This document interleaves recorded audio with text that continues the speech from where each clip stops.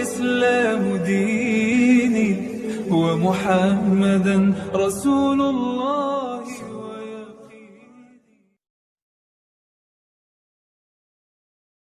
Assalamualaikum warahmatullahi wabarakatuh. Alhamdulillahi rabbil alamin. Wassalatu wassalamu ala rasulillahil karim wa ala alihi wa sahbihi ajma'in wa ba'd. Saudara-saudariku, kita sangat bersyukur pada Allah Subhanahu wa ta'ala diberikan kesempatan untuk mengoptimalkan ibadah di bulan Ramadan, khususnya di tahun ini 1444 Hijrah. Tentu kita berharap seluruh rangkaian ibadah yang telah ditunaikan berkenan diterima oleh Allah Subhanahu wa ta'ala dengan penerimaan terbaik, insyaallah. Semoga Allah mengampuni seluruh dosa-dosa kita, memaafkan kesalahan kita, mengabulkan doa-doa kita, dan menaikkan derajat kita dari sekedar hamba Allah yang beriman menjadi hamba Allah yang bertakwa. Saudara-saudariku, alhamdulillah setelah kita menuntaskan siam Ramadan, kita memasuki bulan baru di tanggal yang baru dan tentunya dengan rangkaian-rangkaian ibadah sunnah khususnya yang menyertai dan tidak ditemukan di waktu-waktu yang lain. Syawal adalah bulan spesial saat hari pertamanya selain melepaskan kita dengan rangkaian ibadah Ramadan, juga menghadirkan rangkaian ibadah sunnah-sunnah yang hanya ditunaikan di waktu itu saja. Mulai dari sholat Idul Fitri di hari yang pertama, memperbanyak takbir, membangun dan mengeratkan silaturahim, dan disusul pada hari-hari berikutnya dengan menu-menu sunnah yang tentu melahirkan keistimewaan yang tidak sama dengan waktu-waktu lainnya. Alhamdulillah, ada satu informasi penting yang disampaikan oleh sahabat Abu Ayyub Al-Ansari radhiyallahu ta'ala anhu, yang informasi ini dirangkum oleh Imam Muslim rahimahullah dalam kitab beliau Sahih Muslim nomor hadis 1164. Informasi ini bersambung hingga ke Rasulullah SAW saat beliau bersabda, "Man shama Ramadana wa atba'ahu sittan bin Syawal faka'annama yasumud dahra." Siapapun yang menunaikan puasa Ramadan. Ingat, puasanya dirangkaikan dengan apa? Ramadan. Man shama Ramadana. Siapapun yang menunaikan puasa Ramadan. Thumma atba'ahu sittan bin Syawal. Lalu diikuti dengan menunaikan puasa sunnah di bulan Syawal sebanyak 6 hari. Nah, 6 hari ini bisa dilakukan berturut-turut. Misal, Anda memulai, misalnya ada yang bahkan sudah di hari ini, di hari Senin.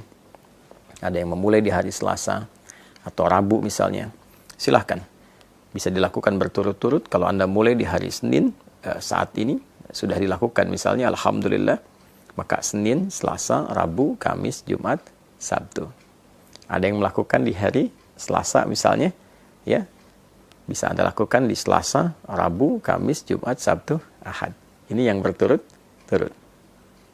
Tapi kalau Anda pun menginginkan waktunya terpisah karena ada kegiatan-kegiatan lain yang tidak bisa ditinggalkan, misalnya membangun silaturahim, ada acara halal bihalal yang mempertemukan banyak kalangan untuk mengeratkan kembali silaturahim, membangun ibadah sosial yang tingkatannya juga cukup tinggi, maka boleh dijeda yang kemudian Anda bisa dilakukan misalnya kesempurnaannya sampai bahkan terbentang di akhir Syawal.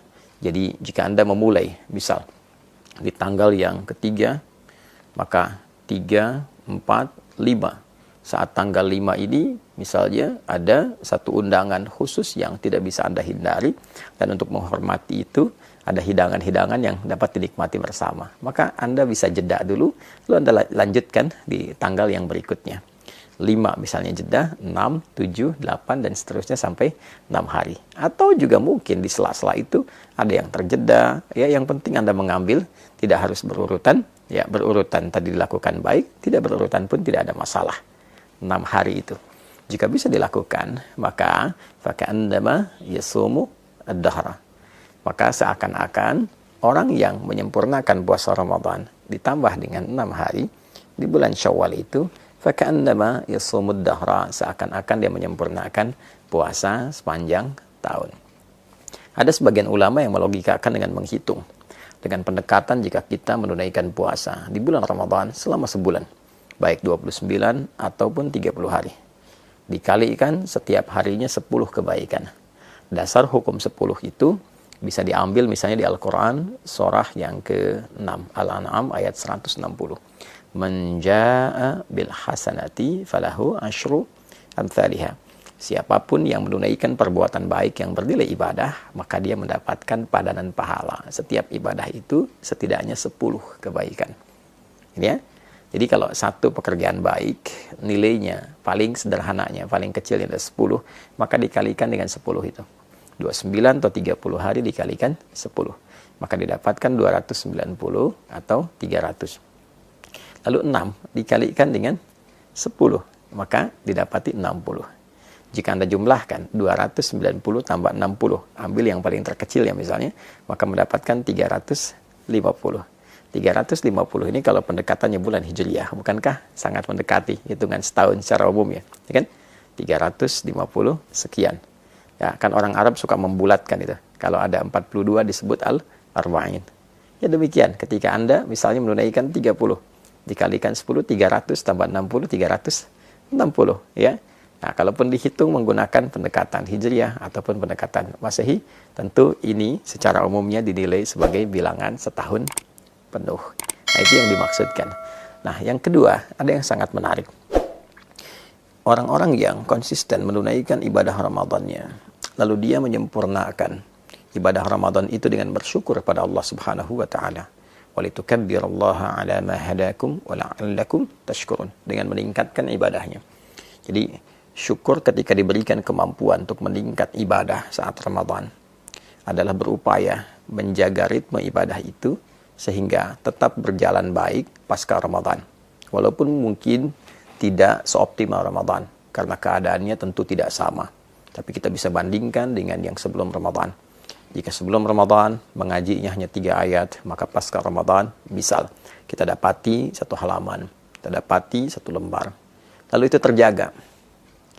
Lalu ditunjukkan juga dengan kita berkomitmen meningkatkan ibadah seperti puasanya. Dan diawali dengan puasa apa? Sunnah. Di bulan apa? Syawal. Nah, itu yang mahal. Itu yang mahal. Jadi, poinnya adalah ketika kita mampu mensyukuri nikmat menunaikan ibadah Ramadan dan mampu mengaktualisasikan semua nikmat itu dengan meneruskan secara konsisten ibadah-ibadah kita dalam rangka syukur kepada Allah, itu yang diapresiasi tinggi oleh Allah Subhanahu wa taala. Sehingga nilai puasa kita bukan terbatas di Ramadan, tapi seakan-akan setiap waktu terjaga sampai ketemu Ramadan kembali.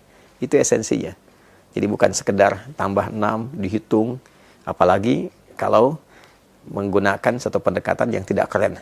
Karena ada perbedaan 29-30, maka saling memperbincangkan ini yang sempurna, ini yang setahun, yang tidak. Bukan. Esensinya bukan itu. Esensinya bagaimana kita bisa menjaga spirit Ramadan kita sehingga berlangsung secara kontinu sampai dengan akhir di bulan Ramadan itu, terus berlanjut 11 bulan berikutnya sehingga terjaga kondisi spiritualitas kita seakan-akan kita dalam kondisi puasa selama setahun. Itu poinnya ya. Jadi memahami makna secara real, memahami lafzi tadi, memahami makna secara kontekstual. Ada yang tekstual, ada yang kontekstual. Kalau kita padukan keduanya secara tekstual, pahalanya seakan-akan didapati selama setahun. Secara kontekstual, dia terjaga selama setahun dengan spirit puasanya. Dia meningkat ibadah, dia menghindari dosa, sampai dia bertemu Ramadan berikutnya. Kalau mampu dilakukan seperti itu, maka ada kebanggaan saat dia pulang menghadap Allah Subhanahu wa taala. Lis-shaimi farhatani. Ada 2 kebahagiaan, kebanggaan bagi orang yang telah menunaikan puasa. Farhatun 'inda yuftir. Maka kebahagiaan pertama ketika dia tengah berbuka, saat dia puncaknya memasuki Idul Fitri. Dan yang kedua, saat ia menghadap kepada Rabb-nya, membawa pahala puasanya karena berhasil menaklukkan nafsunya dan berhasil menjaga ritme puasanya dalam kondisi spiritual yang baik sampai di ujung wafatnya. Semoga kita semua digolongkan pada golongan-golongan terbaik yang mampu menjaga ritme ibadah kita pasca Ramadan, meningkatkan kemampuan terbaik kita dalam mengabdi kepada Allah dimulai di bulan Syawal ini, dan insya Allah wafat dalam keadaan husnul khatimah. Adi Hidayat. Assalamualaikum warahmatullahi wabarakatuh.